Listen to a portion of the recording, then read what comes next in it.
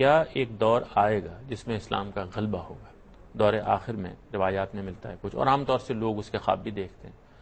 تو اس کی حقیقت کیا ہے؟ قرآن و حدیث میں ایسی کوئی بات نہیں بیان ہے۔ بالعموم اس میں جو احادیث بیان کی جاتی ہیں ان کا مدعا سمجھنے میں بھی لوگوں سے غلطی ہوئی ہے۔ ان احادیث میں رسالت پاک صلی اللہ علیہ وسلم کے زمانے کے بارے میں پیشین گوئیاں کی گئی ہیں۔ یہ بتایا گیا ہے کہ جو حضور کا زمانہ تھا وہ کوئی 100 سال پر محیط زمانہ رہا نا، جس میں آپ کے صحابہ موجود تھے، جس کو حضور نے خود کہا کہ خیر القرون کرنی، میرا زمانہ سب سے بہتر زمانہ ہے، اس سے متعلق بعض پیشین گوئیاں آپ نے کی تھیں۔ ان پیشین گوئیوں کو لوگ متعلق کر لیتے ہیں آخری زمانے تھے، جبکہ وہ آخر الزمان کے الفاظ وہاں اس زمانے کے آخر کے بارے میں آئے ہیں۔ جیسے سیدنا عمر بن عبدالعزیز کے بارے میں پیشین گوئی کی رسالت مآب صلی اللہ علیہ وسلم نے، اسی طرح سے جو احوال آپ کے بعد پیش آئے، خلافت راشدہ قائم ہوئی، پھر اس کے بعد ملوکیت قائم ہو گئی، پھر اس میں کچھ عامریت در آئی، اور پھر سیدنا عمر بن عبدالعزیز نے اس کا احیاء کیا، یعنی خلافت راشدہ کا احیاء کیا، تو اس کے بارے میں کچھ پیشین گوئی ہیں، لیکن لوگوں نے محمول کر لیا آخری زمانے میں۔ یہ روایات صحیح ہیں؟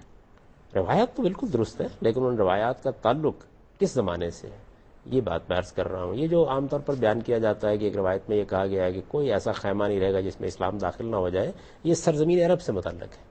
تو بہت سی چیزیں ایسی ہیں کہ جس کو لوگ تعمیم میں لے لیتے ہیں، درحال ہے کہ وہ ایک خاص پس منظر میں کہی گئی بات ہوتی ہے۔ جیسے مثال کے طور پر دیکھیے نا، جو بڑی مشہور روایت ہے جس میں سیدنا جبریل کے ساتھ رسالت مآب صلی اللہ علیہ وسلم کی گفتگو نقل ہوئی ہے، تو اس میں آپ نے یہ فرمایا کہ ننگے پاؤں پھرنے والے چرواہے ایک دوسرے کے ساتھ عمارتوں کی بلندی میں مقابلہ کر رہے ہوں گے، قرب قیامت کی نشانیوں میں بیان کیا ہے۔ اب اس میں ایک روایت کے اندر بلکہ زیادہ روایتوں میں یہی الفاظ ہیں، لیکن جب آپ سب روایتوں کو جمع کرتے ہیں تو معلوم ہوتا ہے کہ وہ اصل میں سرزمین عرب کے بارے میں ہے۔